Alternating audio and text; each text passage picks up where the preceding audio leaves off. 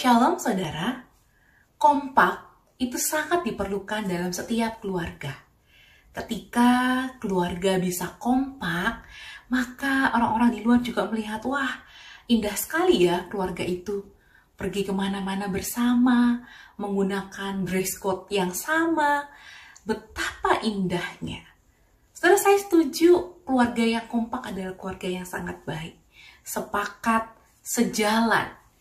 Tapi kemudian ada kisah di Alkitab, mereka sangat kompak, tetapi justru kekompakan mereka membawa mereka ke dalam masalah yang besar. Mari kita mengingat dalam kisah PL. Di kisah PL ada Abraham dan Sarah. Ketika mereka memasuki ke negeri orang, ada Raja Abimelek di sana. Abraham sangat ketakutan karena dia melihat istrinya yang sangat cantik dan menawan. Abraham takut ketika nanti istrinya diambil oleh Abimelek, maka pasti Abraham akan dibunuh. Sehingga Abraham dan Sarah kompak bersepakat untuk membohongi raja. Mereka mengatakan bahwa Sarah itu hanyalah adik dari Abraham. Memang secara status dan keturunan mereka masih bersaudara, tetapi bukankah mereka adalah suami dan istri yang sah? Dan saat itu Tuhan datang ke dalam mimpi Abimelek. Dan dia menegur dengan sangat keras hingga Abimelek dan seluruh istana menjadi ketakutan, saudara. Kompak, tetapi justru Tuhan menghukum. Kemudian di perjanjian yang baru, kita tahu kisah yang lebih dramatis adalah tentang Ananias dan Safira. Saya akan bacakan dalam Kisah Para Rasul 5 ayat 1-2. LAI memberikan judul Ananias dan Safira. Ada seorang lain yang bernama Ananias.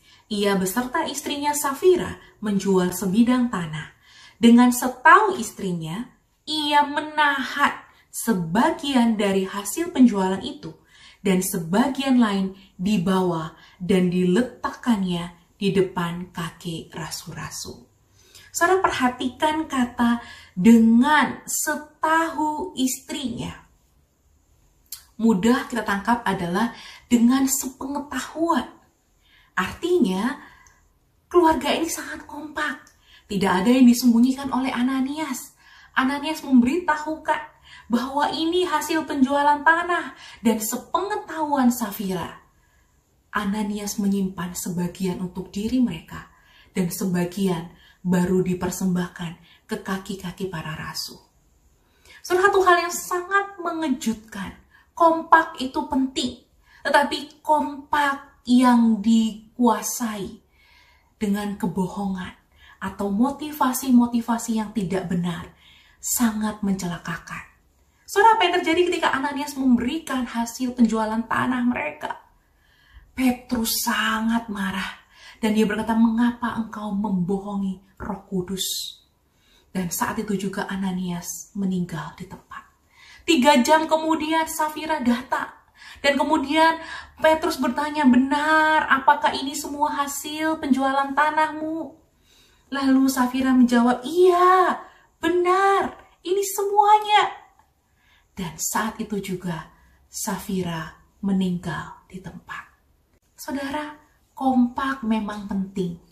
Tetapi kompak bagaimana? Supaya kekompakan dalam keluarga kita bukan menjadi malapetaka dalam keluarga kita. Mari kita belajar dari kisah perjanjian lama dalam Yosua 24 ayat 15.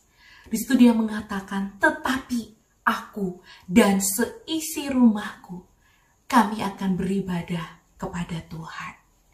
Saudara, kompak yang paling utama adalah sepakat untuk beribadah kepada Tuhan. Ketika Yosua dan seisi keluarganya mengaku bahwa saya dan seisi rumahku, kami akan beribadah kepada Tuhan.